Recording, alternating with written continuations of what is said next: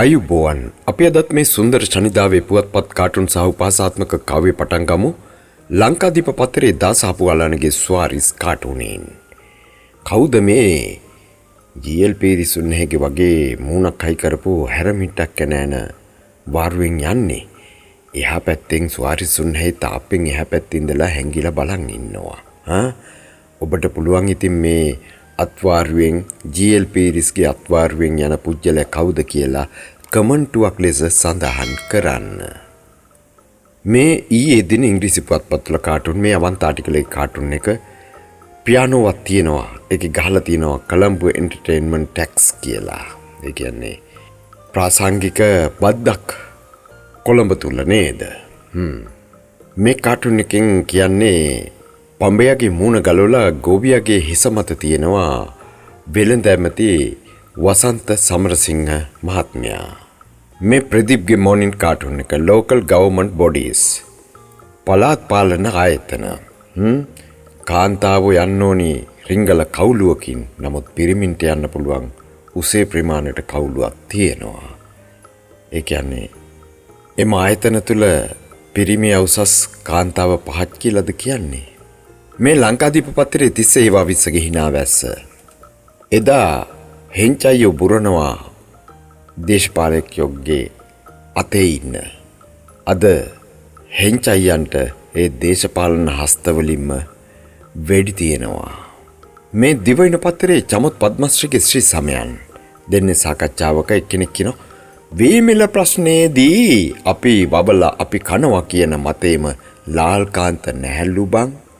අනික් කෙනා කියනවා ගෝවියෝ ඉන්නේ කතිරේ ගහලා අපි ඉල්ලන් අපි කෑවා කියන මතේලු.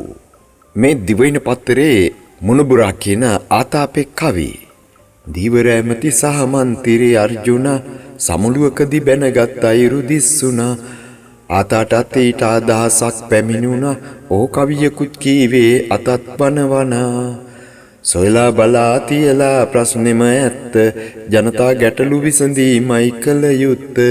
මේ අය බැනගනිතයෙහි නෑ ගත යුත්ත. දේශපාලනෙත් මේකෙන් වෙනවා තිත්ත. මේ ලංකාදීප පත්තරේ පන්කජරවින්දගේ සරදම් දේශපාලක කියනවා මම 3 වේලටම බත් කන්න එපා කිව්වේ 150කට දිය වැඩියාව තියෙන හන්දා කියලා ලාල්කාන්ත කියනවා. රටවැසියා කියනවා එයා දන්නේ නැතුව ඇති අපට 3 වේලටම බත් කන්න බැරි බව. ඔව් ඉතින් එහෙම කන්න වත්කමකුත් තියෙන්නේ පැයි නේද? මේ දිවයින පත්තරේ ජයරත්න වික්‍රමසිංහගේ Facebook දෙන්නේ බස් සෝල්ට් එක කතාවක් එක්කෙනෙක් කියනවා. අර හැකර්ලා ගැහුවයි කියන ඩොලර් මිලියන 2.5 මූල්‍ය වංචාවක් කියලා හොයාගෙනලු. අනික් කෙනා කියනවා යාකඩෝ එතකොට බෝපැලත් නොමග ගිහින්ද කියලා අහනවා.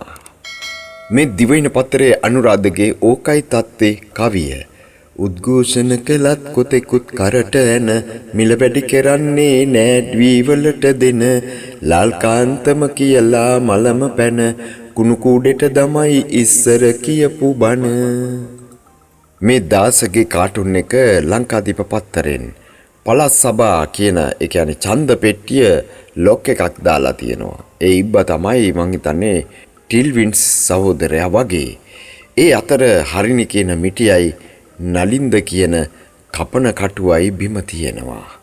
ඉතින් ওই දෙකෙන් කඩලා පළාත් සභා ඡන්ද පෙට්ටිය අරේද අපි බලන් ඉමු නේද?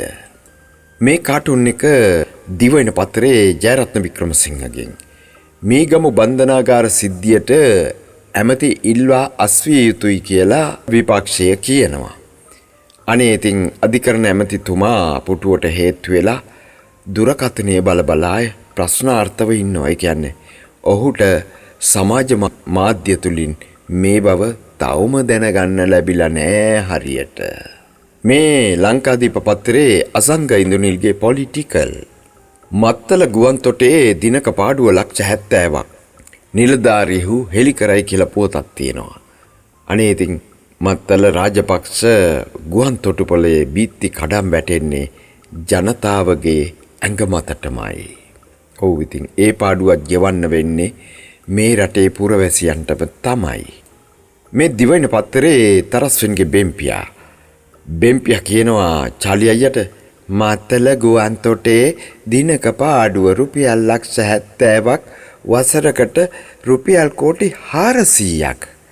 චාලි අයියා වෙලට යන ගමන් කියනවා ඒ වුණාට බෙම්පියෝ පුංචි අපේ රටෙත් ජාත්‍යන්තර ගුවන් තොටවල් දෙකක් තියෙනවා කියලා පාරම්බා නැහැකිනේ. අම්මපව හැදුවේ ඒකටද දන්නේ නෑ නේද? එහෙමනම් අපි අද කාටුන් අවසන් කරමු ලංකාදීප පත්තරේ ලයන්ගේ අනේ අනිච්චන් කවියෙන්. යටි උඩු නුවරවල ගොවියෝයි රජ වෙන්නේ රජරට පහත රට ගොවියා මඩ කන්නේ සමහර ඇමතිවරු එහෙමයි පවසන්නේ උඩරට ගොවියෝ විතරයි සතුටින් ඉන්නේ. අදත් කාටුන් උපුටා ගැනීම අන්තර්ජාලයෙන් කාටුන් ඔබට ගෙනා මම බන්දුලකේ ජාගොඩ. අමතක කරන්න එපා සබ්ස්ක්‍රයිබ් කරන්න ස්ටුඩියෝ ජා.